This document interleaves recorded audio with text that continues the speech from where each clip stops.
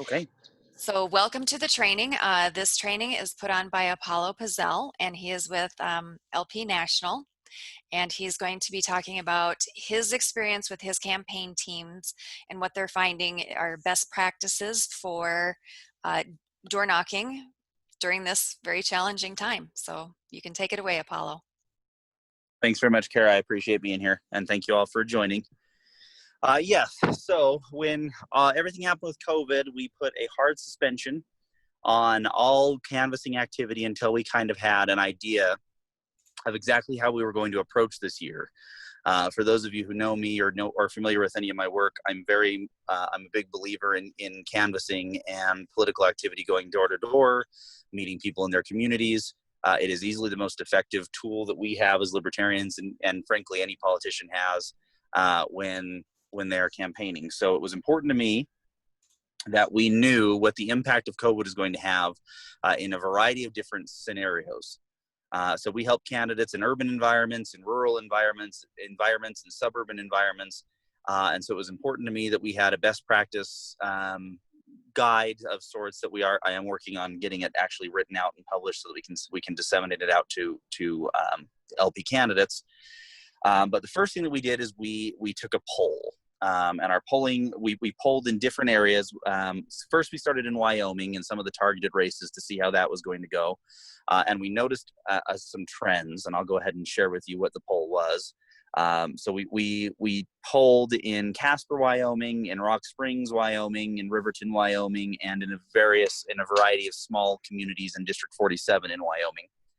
And the questions that we asked were door-to-door canvassing is very important. Let's see if I have the full question here. Door-to-door canvassing is often part of a political campaign. Considering the emergency situation surrounding coronavirus, how appropriate would it be for a candidate or their staff to knock on your door this campaign season after the crisis had ended or after emergency declarations had ended? The answers were very appropriate, somewhat inappropriate, very inappropriate, and not sure. In Casper, Wyoming, it was 11% very appropriate, 11% somewhat appropriate. And I want to handicap this when you guys are hearing this. Wyoming is a very Republican area, which is why we decided to start here. It's very, very conservative, very heavily Trump friendly. So the idea that the conservatives, we were going to basically have this as our high watermark for where the tolerance level for people for door knocking. And we've done this twice, these polls 3 times now. Anyway, 23% somewhat inappropriate, 46% very inappropriate. In Rock Springs, it was 22% very appropriate, 19% somewhat appropriate, 15% somewhat inappropriate, 26% very inappropriate. In Riverton, it was 23% very appropriate, 18% somewhat appropriate, 16% somewhat inappropriate, and 25% very inappropriate, 8% undecided. So similar to Rock Springs, only a fraction of a difference.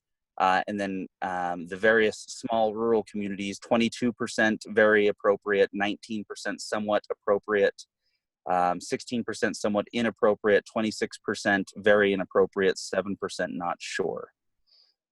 Now, that being said, that was what we were seeing is basically in population. The theory was that in population centers of over 40 to 50,000 people, the general consensus would be that door knocking would be a problem. So higher density areas, we're going to have a higher rate of fear, and we're going to have a worse time knocking doors. So we decided that we were going to poll 3 urban areas, 3 suburban areas, 3 rural areas to see if that trend held. And then various cities, and we did 3 cities, one of over 100,000, one of 50 to 100,000, and one of 50,000 and less. And consistently across all of these lines, it became very apparent that the larger the district, the more densely packed the district, the higher the fear. And that seems like it would be common sense, but having the numbers back it up was very important to us. So then the next step is we were going to actually sample it, but we were not going to sample with our candidates. So we did initiative door knocking, and we also sent sample door knockers or test door knockers out with a friendly Republican candidate, so that we could use them as the shark bait. And as it turned out, we had those trend lines we seemed to follow what the poll was saying. In rural and light and low density suburban areas, there was very little mention of it. There was very little fear. And in urban areas, there was a greater fear. However, overall, we tested two separate types of door knocks as well. We did one with masks. We did 3 days without masks, 3 days with masks. The average door time, so in 2018, the average amount of time that our canvassers spent at a door was roughly 1 minute and 33 seconds when they had an answer. That's the average. Which, I'm sorry, that was our candidate. Our canvassers proper, it was less than that. It was only 45 seconds for an average.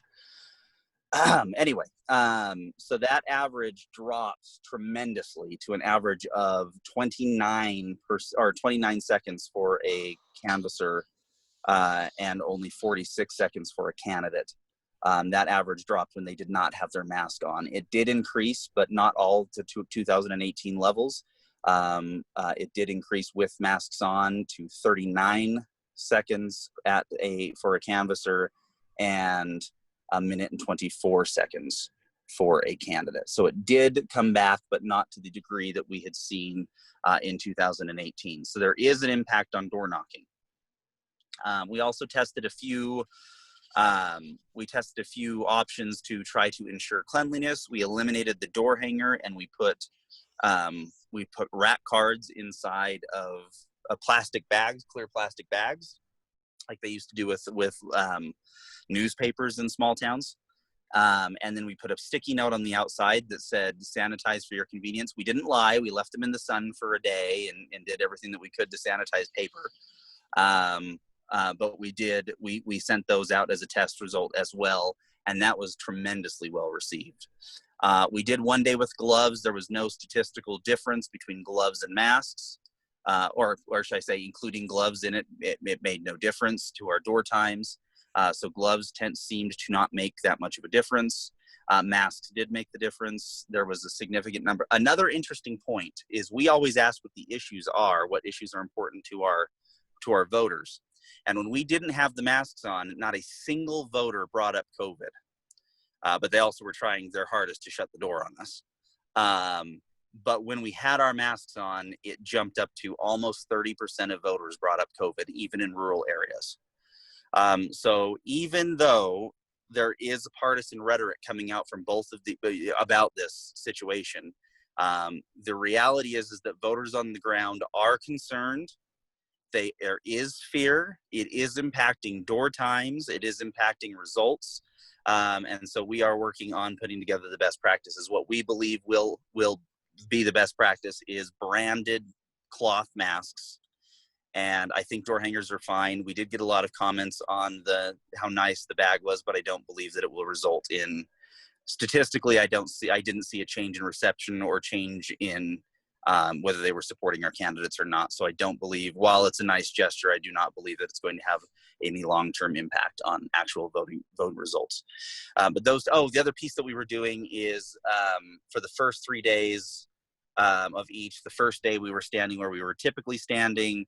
The second day we were standing 6 feet away on the porch, and third day we were standing off of the porch. And the result was that 6 feet away on the porch resulted in the best times and the best survey responses. So that is where we are at for as far as the door knocking. We are incorporating more phone banks, and we are incorporating more mailers and lit drops. There's no real way until we put polls in the field to know how well received the lit drops were. If there's a problem with lit drops, people thinking that they're contaminated. But I anticipate since they've been using Amazon and mail and touchless delivery, I anticipate Of course, no data to back this up, but I currently anticipate that there will not be a significant impact on lit drops, which of course is just dropping your literature on the door handle and walking away, not knocking the door. And I think that will probably have no ill effect because of COVID. There has been, and this is particularly, and I know that this is not COVID, but I do think that it is consistent. There has been an increase in law and order discussion. And in rural and suburban areas, we have seen people of color who are knocking on doors receiving a more hostile response than in years past. So that is something that we may consider putting into our best practices. Primarily the areas that I work tend to be very dominantly white, and not as much college education. So it is going to be more of an issue in the areas that I am. So I will probably be including some best practices on that as well. We've had more people call the cops on our minority or people of color, canvassers of color, than we ever have in years past. So I think that it is important to for safety reasons to have an understanding of the best practices of handling canvassers of color in predominantly white middle class to lower middle class neighborhoods. And that's where I am at this moment, and I'm willing to answer any questions, unless Kara, you had anything that you wanted to ask me specifically first. I do. I have a question for you first, and then we'll get to other people's questions. And people, you can type your question into the chat, or you can, we can unmute you and you can ask your question that way. So we'll start to get to those. So if you would start to ask your questions in chat, that would probably be the easiest with the number of participants that we have. Apollo, do you think that these trends will change as the summer goes on? Or do you think people are sitting pretty tight in this? So we did a poll in March, and then we did a follow-up poll at the beginning of June, and the numbers didn't budge at all. If there is a second, almost identical, actually. It was actually quite startling because it was a different sample. And they were almost identical. So I would say likely not, especially if there is a second wave.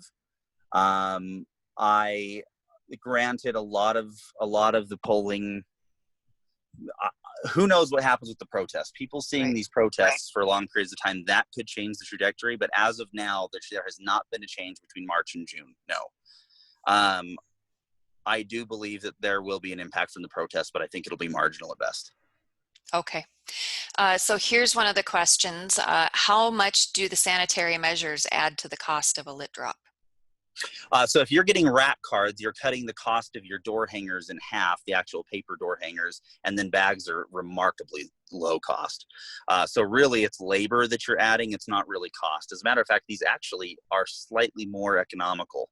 So yeah, you'll probably end up spending less overall because the cost of the rack card is cheaper and the bags are in bulk are virtually nothing. If you partner with your national party and have all of your candidates doing it, the bulk is going to be fractions of a cent per bag. And with that drop, just doing the lit drop, is that a door drop, or are you putting it in like a newspaper slot or something like that? So we are just doing it on the door. It's pretty easy to find if you just look for door handle bags or something like along those lines. It just has a hole in it. They're a little bit harder, and it will increase your time at each door, so you will slow down your overall numbers per day. That's for the lit drop. But we are also doing it for the door knock as well. Got it. Okay, next question. Should candidates do a poll on Nextdoor or other local community social media to ask if they'd be okay with canvassers? So that's an interesting question. We did try that as well. So in a couple of districts in a district in South Dakota, 2 districts in South Dakota, we did ask a question. We did an online survey, and the online survey resulted in a lot of discussion and a lot of groupthink. And when the knocks actually got there, people were bringing it up.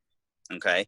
In the area that we did not do a public online poll, there was not a group think. And so it was brought up significantly less, and the results were markedly better. So while it is tempting to do the poll to make sure you're doing the right thing, oftentimes you're alerting your voters to a crisis that they didn't even know existed. Ah, got it. Thank you. Okay, so we're getting questions on campaign branded masks, and also where do we get those Yes. bags? The bags I was just getting through, if you just go to, the place I go to, it is a newspaper supply store, like a big newspaper bulk supply store. Let me look it up, see if I can find it real quick. Sorry, I'm in the middle of, just so you guys are aware, if you ever want to look it up, I'm in Farson, which is not even a city in Wyoming. It's a designated census area. So I don't have very much bandwidth here. I told them you were in the hinterlands of Wyoming. So yes. As for the campaign branded masks, yeah. you know, that's such a new thing. Do you happen to have a we are vendor? using a local vendor in Riverton, Wyoming, but they are charging very low costs. I would be happy to reach out to them and see if they'd be willing to go much larger. They're finishing them at a very rapid pace. If they would be willing to, they're very well made and very well branded. I could give it to you, Karen. You could do a follow-up email with their contact if they are willing to go Absolutely. wide. We can do that with the bags as well. So we Perfect. can get onto that. We'll get to the next question. So I will be sending an email out like I do. I do most, you know, every other Tuesday, and I will provide a link to this so that you can rewatch this if you want. And I'll also have any information that Apollo wants to pass on as well. Okay, I just noticed the Facebook. And on the branded masks, real quick. Yes. The branded masks, if you go to Bethany Baldez's campaign page, her husband and daughter are sporting them, so you can take a look and see how they look, because they're really great. Okay, next question. I just noticed the Facebook page updated the cover photo to a red, white, blue image. Do we know if that's, oh, sorry, I think they're talking about the Jorgensen one. Let's go to a next one.